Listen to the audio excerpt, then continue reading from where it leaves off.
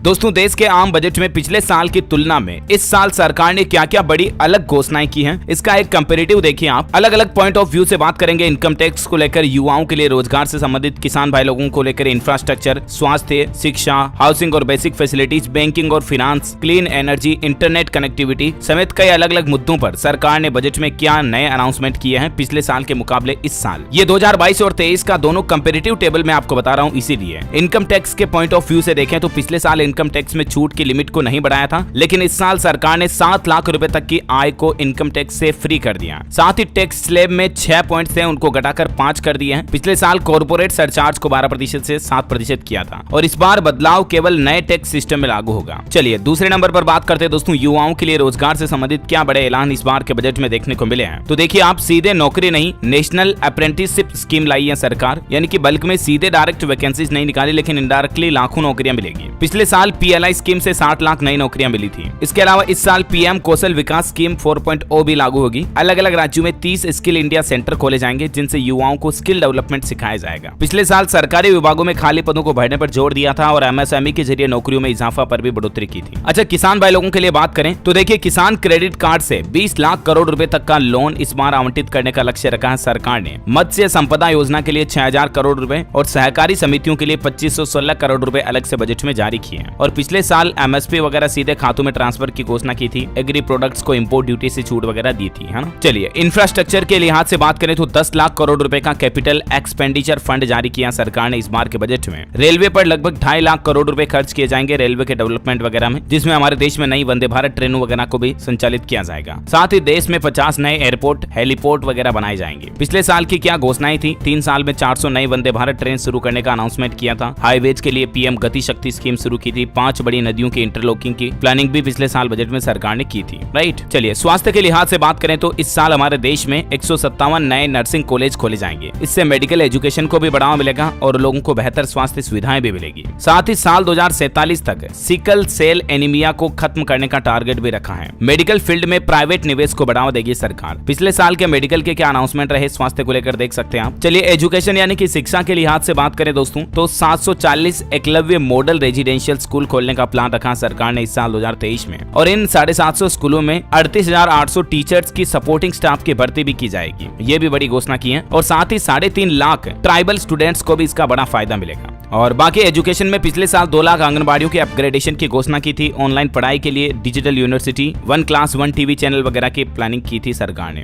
चलिए अब बात करते हैं हाउसिंग और बेसिक फैसिलिटीज के लिहाज से क्या बजट के इस बार हाईलाइट्स रहे। तो एक तो PM आवास योजना में 66% बढ़ोतरी की है सरकार ने बजट में। इसे 79,000 करोड़ रुपए की स्कीम बनाया गया। पिछले साल 80 लाख लोगों को अफोर्डेबल हाउसिंग का फायदा देने का टारगेट रखा था। 60,000 करोड़ से लगभग 4 करोड़ घरों में नल का पानी पहुंचाना सरकार का लक्ष्य था। बैंकिंग और फाइनेंस सेक्टर की बात करें तो इस साल 2023 में एक सबसे बड़ा अनाउंसमेंट किया कि पैन कार्ड जो है ना वो सरकारी योजनाओं के पहचान पत्र की तरह काम करेगा। मतलब नेशनल आइडेंटिटी कार्ड, राष्ट्रीय पहचान पत्र के जैसे काम करेगा पैन कार्ड। इतने दिन पैन कार्ड सिर्फ इनकम टैक्स रिटर्न वगैरह भरने के लिए काम आता है, लेकिन पैन कार्ड की वैल्यू को बढ़ा दिया। इसके अलावा आधार, डिजिलॉकर मिलाकर 1 स्टॉप सॉल्यूशन मिलेगा लोगों को। विदेशी बैंक IFSC कोड वाले बैंकों का टेक ओवर कर सकेंगे। ये भी एक नया नियम बनाया है बैंकिंग सेक्टर के लिए। 2022 के बैंकिंग सेक्टर के क्या अनाउंसमेंट थे आप देख सकते हैं स्क्रीन पर। क्लीन एनर्जी, ग्रीन एनर्जी वगैरह को लेकर देखिए आप। ऊर्जा सुरक्षा के लिए 35,000 करोड़ के निवेश का टारगेट रखा इस साल 2023 में। ग्रीन एनर्जी कैपेसिटी बढ़ाने पर 20,700 करोड़ रुपए खर्च किए जाएंगे। पिछले साल भी सोलर एनर्जी के लिए सरकार ने 19,500 करोड़ बजट प्रावधान रखा था और ई व्हीकल्स को बढ़ावा देने के लिए बैटरी स्वेपिंग स्कीम वगैरह की घोषणा की थी, राइट। और दोस्तों इस साल 5G भी लॉन्च हो चुका है। ऐसे में इंटरनेट कनेक्टिविटी को लेकर देखिए 2023 में क्या बड़े अनाउंसमेंट रहे बजट में। 5G के मुताबिक ऐप डेवलप करने के लिए 100 एडवांस टेक्नोलॉजी वाली लैब बनाई जाएगी हमारे देश में। ऐप आधारित smart class, intelligent transport, health care वगैरह को बढ़ावा दिया जाएगा। पिछले साल 5G स्पेक्ट्रम वगैरह को लेकर अनाउंसमेंट किए थे और भारत नेट प्रोजेक्ट की घोषणा भी की थी, जिसका मकसद था गाँव में ब्रॉडबैंड के जरिए इंटरनेट पहुंचाना, राइट। तो ये अलग अलग पॉइंट ऑफ व्यू से पिछले साल 2022 और इस साल 2023 के बजट का कंपैरिजन मैंने आपको बताया। उम्मीद है आपको जरूर महत्वपूर्ण जानकारी जानने मिली होगी। इस वीडियो को लाइक और शेयर करना। और भी दोस्तों बजट में महिलाओं के लिए स्पेशली क्या ऐलान रहे, बजट में क्या सस्ता हुआ, क्या महंगा हुआ, इन सब के वीडियोस भी मैंने DLS न्यूज के ऊपर डाल दिए हैं। अगर आप जानना चाहते हैं तो हमारे चैनल के ऊपर जाकर देख सकते हैं। साथ ही इस वीडियो को लाइक शेयर करना, DLS न्यूज चैनल को सब्सक्राइब करके बेल आइकन जरूर दबा देना, ताकि आप ऐसी ही काम की महत्वपूर्ण जानकारियां हमेशा देख पाएंगे। जय हिंद, जय भारत, वंदे मातरम।